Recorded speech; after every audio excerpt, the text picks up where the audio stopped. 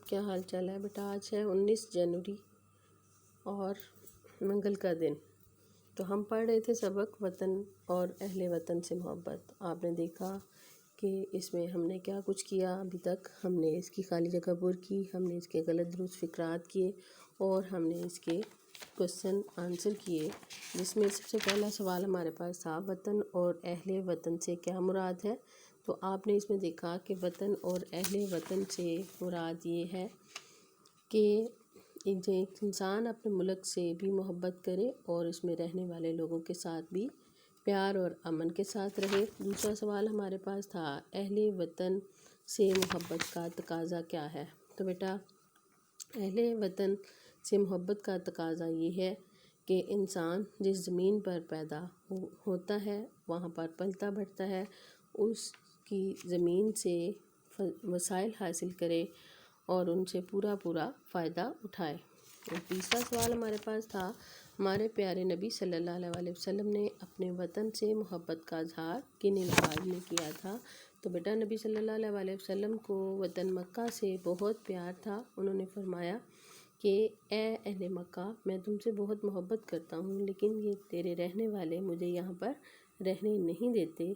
इसी मौका पर हज़रत बिलाल मक्के को याद करते हुए फरमाते हैं कि कौन सा दिन होगा कि मैं दोबारा मुझे मक्के की वादियों में रहने का मौका मिलेगा। ठीक है, वतन और अहले वतन से मोहब्बत के लिए ज़रूरी है कि हम बाहमी इत्तफ़ाक़ से रहें और किसी किस्म के रंग और नस्ल का फ़र्क ना देखें।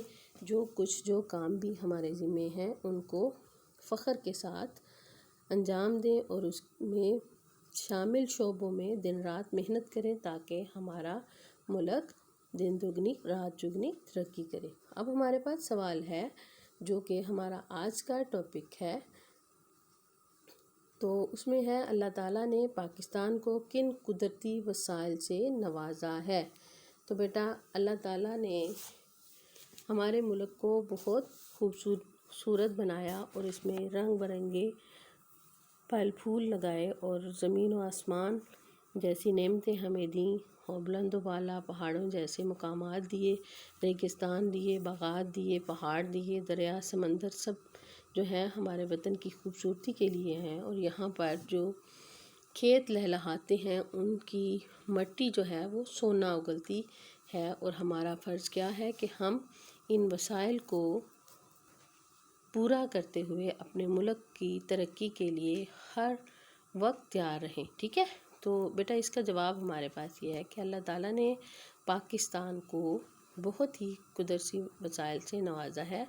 मसलन कि अगर एक तरफ सरसब्ज़ मैदान है तो दूसरी तरफ बुलंद वाला पहाड़ हैं, रेगिस्तान हैं और कहीं बागात, कहीं दरिया बसते हैं और कहीं समंदर, कहीं लहलहाते हुए खेत हैं और कहीं सोना उगलती मट्टी। हमारा फ़र्ज़ है कि हम इन वसाइल को मुल्क की तरक्की के लिए इस्तेमाल करें। ठीक है, अब आगे हमारे पास सवाल है कि पाकिस्तान की तरक्की के लिए हमें क्या करना चाहिए। तो बेटा आपको पता है कि अगर हम इसकी तरक्की के लिए दिन रात मेहनत करेंगे तो कोई भी इंसान हमें शिकस्त नहीं दे सकता, ना ही हम किसी किस्म के मसाइल से दोचार हो सकेंगे। ठीक है, तो हमारा इरादा, हमारा लगन, हमारा शौक़, हमारा ज़ौक़ सब इसी बात के लिए होना चाहिए कि हम अपने मुल्क की तरक्की के लिए हमतन जोश रहें। ठीक है, इस सवाल का जवाब हमारे पास है पाकिस्तान की तरक्की के लिए हमें इत्तेहाद और इत्तफ़ाक़ से वतन की तरक्की और हिफाजत में अपना किरदार अदा करना चाहिए। अपनी सलाहियतों से मुल्क की तामीर व तरक्की के लिए हमतन जोश रहना चाहिए, क्योंकि वतन की आज़ादी से सलामती है और ये सलामती हमारी आज़ादी और सलामती से जुड़ी हुई है। ठीक है, ये हमारा आज का सबक था जिसको हमने मुकम्मल कर लिया। अब बेटा हमारा जो है सेकंड टर्म का सिलेबस मुकम्मल हो गया है। ठीक है, जो हमने स्कूल शुरू होने पे पढ़े चैप्टर्स اس کے بعد ایک چھٹیاں آ گئیں سردیوں کی، اس میں ہمارا جو گیپ پڑا، یہ 3 چیپٹر ہمارے رہ گئے تھے جن کو اب ہم نے مسلسل کر لیا ہے۔ سب سے پہلے ہم نے اس کا ایک سبق کیا جو تھا سادگی۔ سادگی میں ہم نے کیا پڑھا کہ نبی صلی اللہ علیہ وسلم نے ہمیں اور صحابہ کو سادہ طرز زندگی گزارنے کے آداب سکھائے جن پر عمل کر کے ہم اپنے آپ کو خوش و خرم رکھ سکتے ہیں۔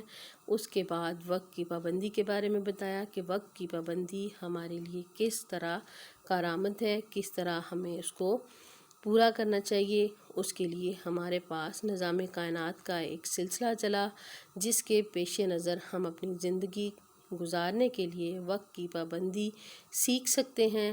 اگر ہم ایک کسان کی مثال لیں تو وہ کسان جو ہے وہ بھی اگر وقت پر فصل نہیں بوئے گا تو وہ وقت پر کاٹے گا نہیں تو وہ اپنی فصل سے کوئی فائدہ حاصل نہیں کر سکے گا۔